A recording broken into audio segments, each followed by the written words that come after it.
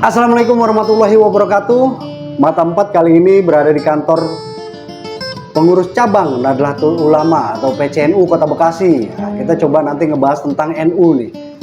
Ada isu-isu, ada perbincangan di luar bahwa NU berpolitik. Apakah NU berpolitik? Mata 4 segera mengulik. Ayo.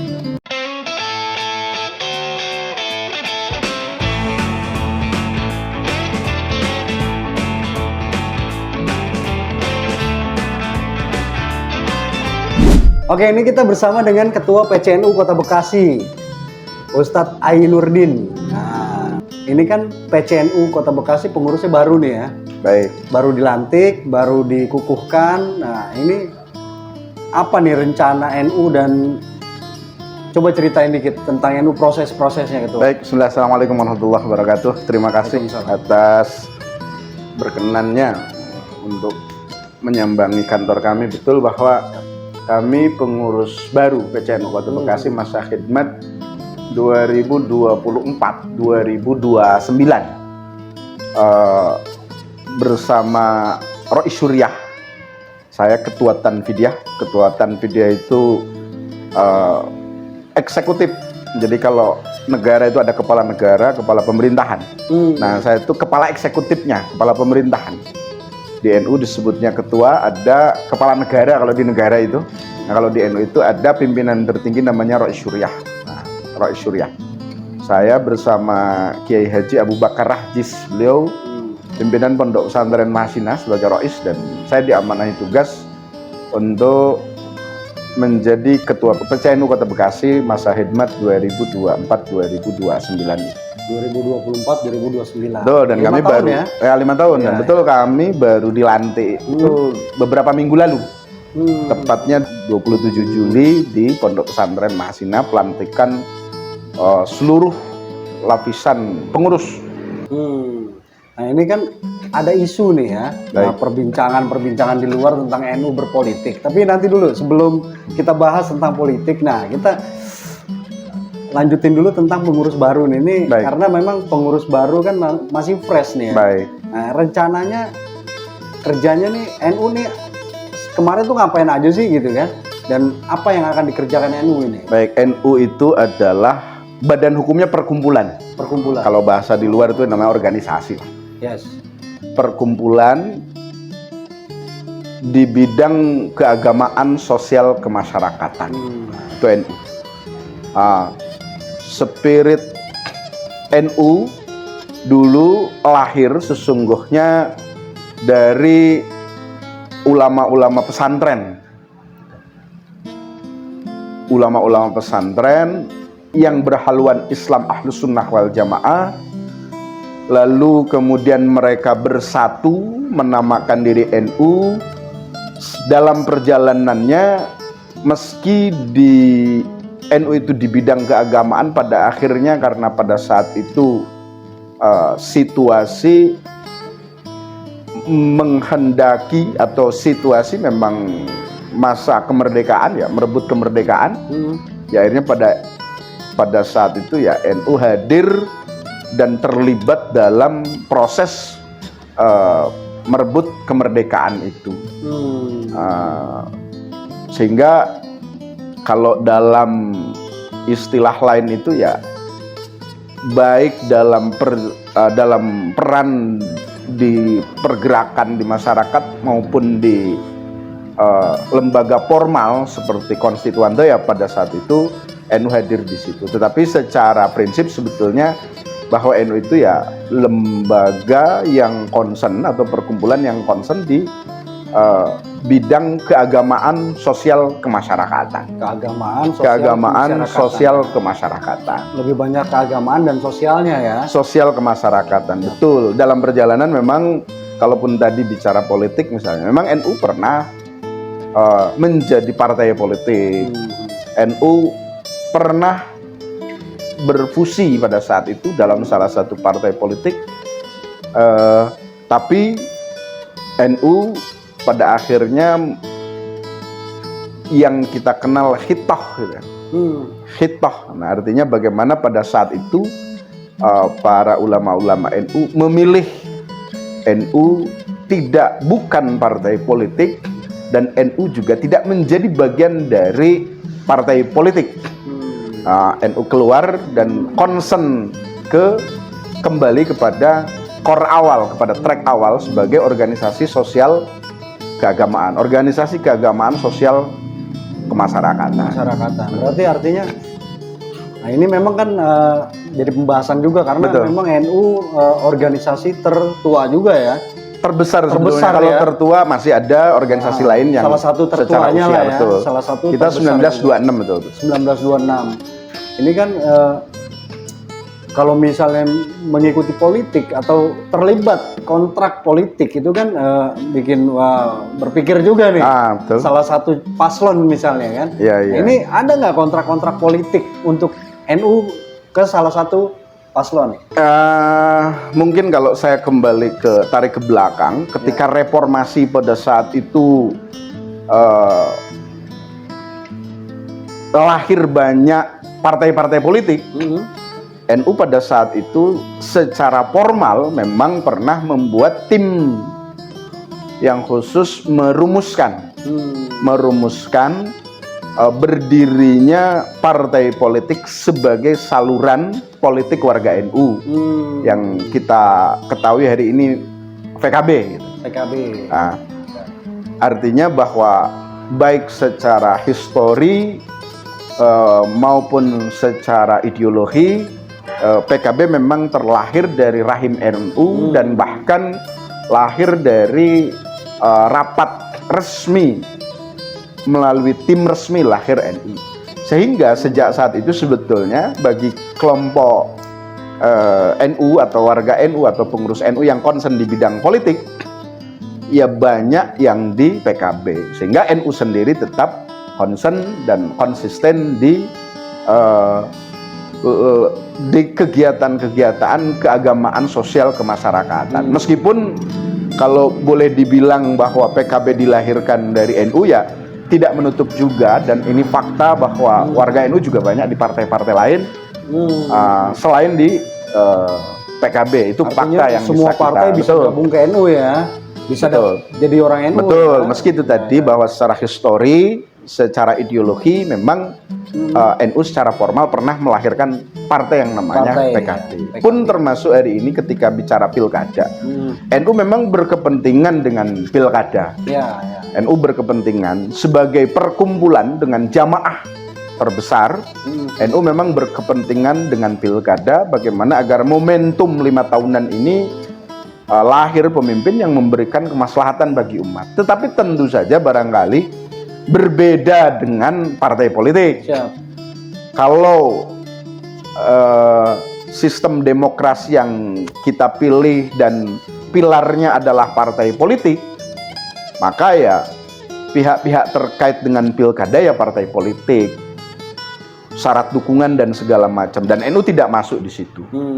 NU kalaupun bicara politik dan betul memang berkepentingan terhadap politik, dan kalaupun NU berpolitik, politiknya bukan politik bicara kekuasaan, tapi lebih kepada politik nilai, politik moral, politik kebangsaan yang sering kita kenal selama ini. Bagaimana NU yang terlibat dalam pendirian Negara Kesatuan Republik Indonesia, politik NU adalah bagaimana memastikan ada istilah NKRI harga mati, itu sebetulnya bagian dari ijtihad politik NU ketika bicara negara, yang ketika hari ini banyak kelompok lain yang ingin NU itu agar Indonesia berubah menjadi begini dan begitu, NU konsisten untuk mempertahankan Negara Kesatuan Republik Indonesia, yang itu bagian dari konsensus para founding father pada saat itu. Dan NU lah di situ berperan. Dan NU di situ termasuk juga ketika para founding father yang salah satunya di situ ada dari pihak NU, mendirikan negara ini kan tentu bukan cek kosong, mencerdaskan kehidupan bangsa dan segala macam yang tertuang dalam konstitusi kita. Nah, politik kebangsaan NU salah satunya adalah memastikan itu. Nah, kami hari ini sebagai pelanjut dari para pendahulu yang terlibat dalam mendirikan negara ini, maka ya perlu memastikan bagaimana nilai-nilai, spirit, semangat, tujuan yang dibangun oleh para founding father dulu itu dilanjutkan, dikawal, dipastikan itu bisa berjalan hingga hari ini. Nah, politik nilainya itu adalah politik itu, sehingga kita bicaranya adalah bukan bicara tentang jabatannya, tetapi bicara tentang bagaimana siapapun yang menjabat itu memberikan kemaslahatan dan kemanfaatan bagi masyarakat. Dalam konteks Bekasi ya masyarakat Bekasi. Tapi kontrak khusus politik ada?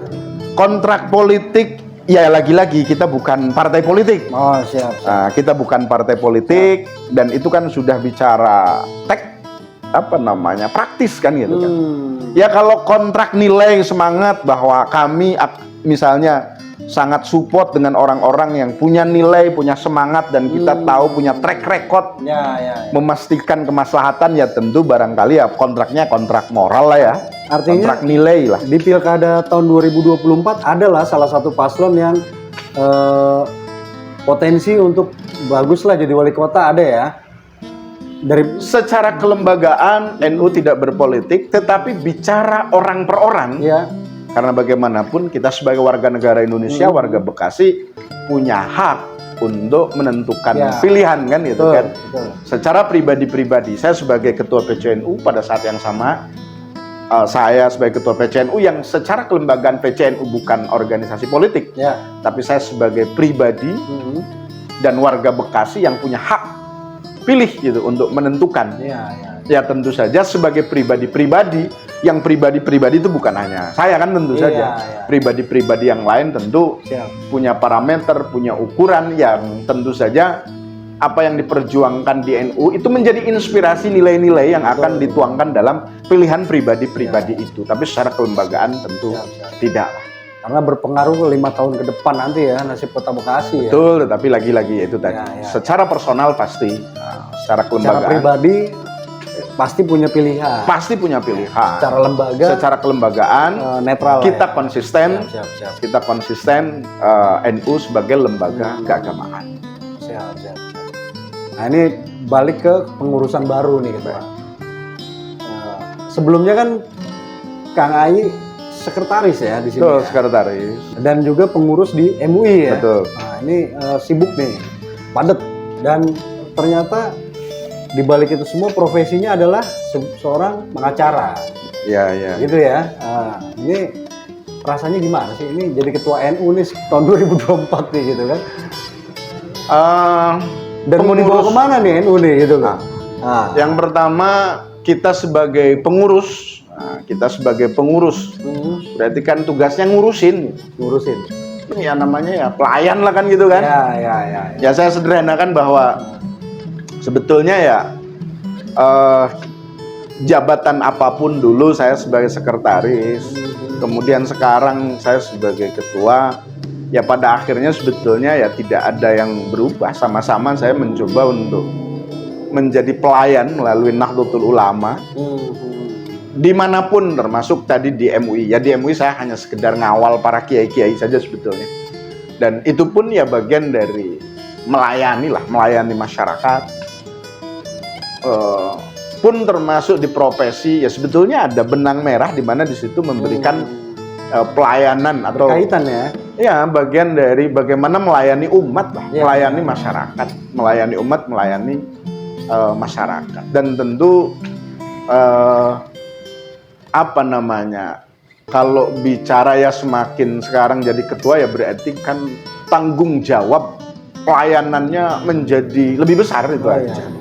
Dan kebetulan memang tema yang kita usung kemarin di pelantikan itu adalah khidmah jam'iyah untuk jamaah. Khidmah jam'iyah itu adalah berarti ya bagaimana jam'iyah itu organisasi atau perkumpulan, jamaah itu warga atau anggota. Bagaimana ke depan itu organisasi itu bisa memberikan pelayanan lebih optimal gitu terhadap jamaah. Jadi cukup berat, apalagi misalnya kalau kita bicara tentang NU ya, berdasarkan lembaga survei yang kredibel bahwa warga Bekasi yang merasa NU itu ada di angka 43,9%. 43,9%. Iya, sehingga 43,9% dari warga Bekasi. Sehingga kalau berdasarkan data BPS, warga Bekasi itu ada di 2.627 sekian. Iya. Maka ya orang yang merasa Dan menyatakan NU, itu ada di 1.153.000 sekian. 1.150.000. Nah, 1.153.000 sekian. Tentu di satu sisi ini bagian dari rasa syukur kami ya, bahwa ya ada rasa syukur kami, tapi di sisi lain juga barangkali ini bagian dari tanggung jawab yang tidak kecil. Iya. Ini adalah tanggung jawab yang tidak kecil ketika jumlah warga sebanyak itu sudah sejauh mana sebetulnya kita sebagai pengurus itu mampu memberikan pelayanan terhadap mereka. Pelayanan terhadap mereka. Dan kita sadar betul dengan segala keterbatasan yang di periode ini coba kita inisiasi bagaimana agar pelayanan terhadap jamaah itu semakin maksimal, salah satunya melalui pendekatan struktur. Kita memang punya MWC di 12 MWC, punya ranting di 56 kelurahan, dan terbentuk banyak anak ranting di komunitas RW, masjid, dan lain. Tetapi ini juga belum cukup maksimal, sehingga agar kita bisa makin menyentuh grassroots yang jumlahnya 1 juta lebih itu, bagaimana anak ranting di Kota Bekasi itu semakin banyak. Dan lagi-lagi bagi kita, hadirnya anak ranting ini juga bagian dari mengoptimalkan khidmah kita terhadap warga NU, terhadap jamiah, terhadap jamaah NU, agar ketika orang nyari NU ya ada di lingkungan mereka.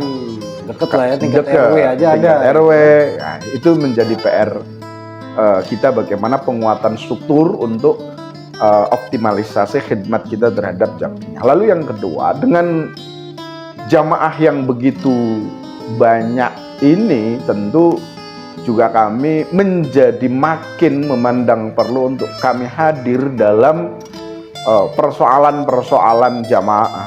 Ketika NU salah satu gerakannya adalah di bidang pendidikan, bagaimana NU bisa hadir di sektor peningkatan SDM, pendidikan ini kepada jamaah yang sedemikian banyak itu. Dalam bidang kesehatan, bagaimana juga kami PCNU bisa optimal memberikan pelayanan di bidang kesehatan bagi jamaah yang cukup banyak itu. Di bidang sosial, di bidang ekonomi, ketika Bekasi angka kemiskinan ada sekitar kalau tidak keliru 4% misalnya, ya pasti itu sebagian besar itu adalah warga NU.